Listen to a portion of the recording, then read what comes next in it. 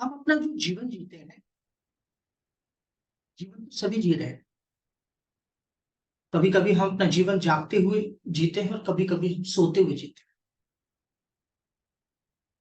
और कुछ मनुष्य जो हैं जागते हुए भी सोते हुए अपना जीवन व्यतीत कर रहे हैं।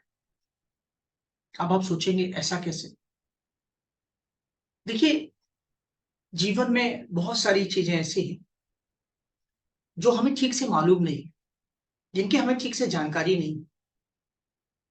इसीलिए हम आडंबर में, अंधविश्वास में, रिचुअल्स में हम फंसे रहते हैं और अपने जीवन को हम संकट में डालते हैं। हमें जो अमूल्य जीवन मिला है उसका हम ठीक से 100% जो पोटेंशियल उसके अंदर है, हम उस क्लाइमेक्स तक नहीं पहुंच पाते, क्योंकि जो कुरीतियां हैं, जो आडंबर हैं, वो इतने छाए हुए हैं कि हम चाहकर भी जो है अज्ञानता, हम उसे अपने जीवन से दूर नहीं कर पाते।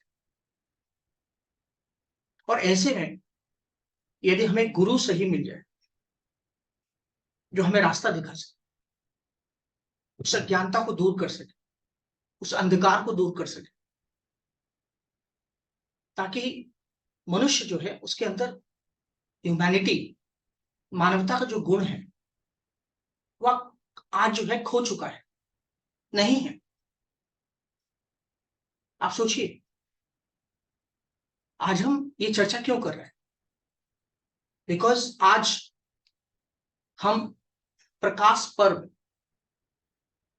मना रहे हैं, सेलिब्रेट कर रहे हैं।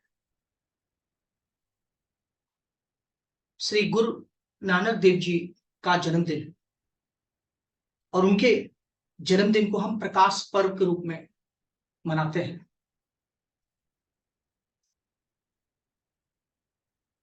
अगर हम गुरु नानक देव जी की बात करें तो मैं बताना चाहूंगा कि उनका जन्म 1469 में हुआ था, तलवंडी में, ननकाना साहिब, पंजाब, पाकिस्तान में। और गुरु नानक देव जी सिख धर्म के संस्थापक के रूप में जाने जाते हैं और ये सिखों के प्रथम गुरु के रूप में भी जाने जाते हैं। इनकी जो टीचिंग्स हैं, 1469 में जब रूढ़िवादिता का युग था, लोग बहुत ऑर्थोडॉक्स थे, तब उन्होंने उस समय आधुनिक विचार, उस समय की बात, उनकी टीचिंग से हमारे अंदर एक जो इनर पीस है, जो इनर ट्रांसफॉर्मेशन है, वो हो सकता है। तो उनकी टीचिंग्स क्या है? सबसे पहले तो उन्होंने ईश्वर की व्याख्या की। ईश्वर क्या है? इन्होंने कहा ईश्वर जो है निर्गुण है, किसी आकार में नहीं है, सभी जगह है, यूनिवर्सल है। आपको ईश्वर तक पहुंचने के लिए किसी पंडित या मौलवी की आवश्यकता नहीं। आप खुद भी जप करो। अगर आप खुद भी जप करते हैं, मेडिटेशन करते हैं, ध्यान करते हैं ईश्वर का, तो ईश्वर के तक आप पहुंच सकते हैं। ईश्वर के दर्शन आप कर सकते हैं, आपको खुद वो अनुभूति होगी। ये उनकी शिक्षा है। ईश्वर का जो उन्होंने, उनके स्वरूप का जो उन्होंने इंटरप्रिटेशन किया, ईश्वर सभी जगह है, किसी आकार में नहीं। एक लॉजिकल, तार्किक इंटरप्रिटेशन। उनकी जो 3 शिक्षाएं हैं वो हमारे जीवन को बदल सकते हैं। सिविल सेवा में हम उनके इन शिक्षाओं के द्वारा हम समाज में बहुत बड़ा परिवर्तन ला सकते हैं। व्यक्तिगत जीवन को भी हम ट्रांसफॉर्म कर सकते हैं, परिवर्तित कर सकते हैं। एक बार वो किसी अमीर आदमी के यहाँ रुके हुए थे।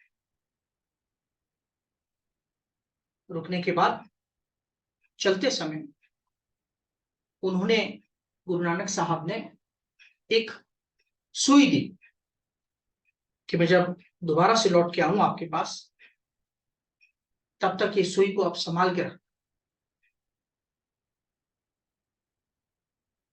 वो अमीर आदमी अपनी पत्नी के पास जाता है और बताता है कि गुरुजी ने हमें एक सुई दी है और कहा है कि जब हम लौट के आएंगे तो हमें वापस दे। तो उनकी पत्नी ने कहा कि नहीं, हम गुरुजी के कर्जदार हो जाएंगे, आप ऐसा कीजिए, हम गुरुजी को कहां से लौटाएं? गुरुजी का अगर स्वर्गवास हो जाता है तो हम उनको कहां देने जाएंगे? कि हमारे ऊपर जो कर्ज है हम अभी वापस कर देंगे तो ज्यादा अच्छा रहेगा।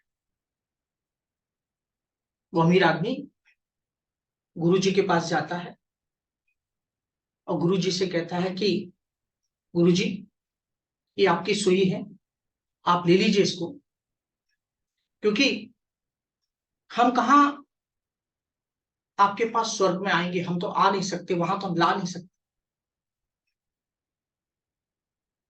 इस स्टोरी से नानक साहब ने यह शिक्षा दी कि जब आप एक सुई भी अपने साथ नहीं लेके जा सकते हैं, तो जितना सारा ये तमाम संग्रह जो आप करते हैं, ये किसी काम का नहीं।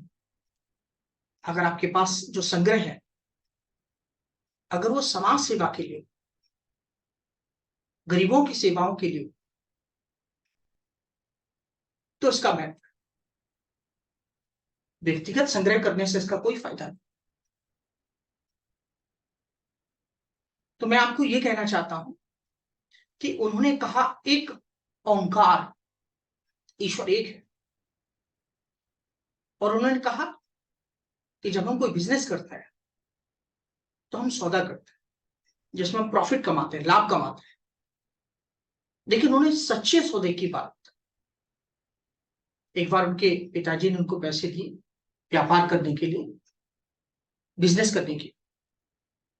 तो उन्होंने क्या किया, उन्होंने उस पैसे को गरीबों के लिए खर्च कर दिया। बोला यही सच्चा सौदा है। तो इससे ये शिक्षा हमको मिलती है कि हमारा जो व्यापार है, हमारा जो बिजनेस है, अगर वो समाज के कल्याण के लिए, लोगों के लिए, अगर हम उसको खर्च करते हैं या समाज के बड़े भाग के लिए यदि उसका प्रयोग किया जाता है, तो यही सच्चा सौदा है। सेवा भाव, हमें दूसरों की सेवा करनी है। बंड चको, हम जितनी सेवा कर सकते हैं, आपने देखा होगा सिख धर्म में जो आज लंगर की व्यवस्था है, कोई गरीब जो है, सभी लोग, गरीब हो चाहे अमीर हो, सब लोग एक स्थान पे बैठते हैं और सेवा भाव होता है। वहां कोई बड़ा नहीं, कोई छोटा नहीं। सामाजिक न्याय, सोशल जस्टिस, ना कोई जातिवाद है, ना कोई ऊंच नीच है,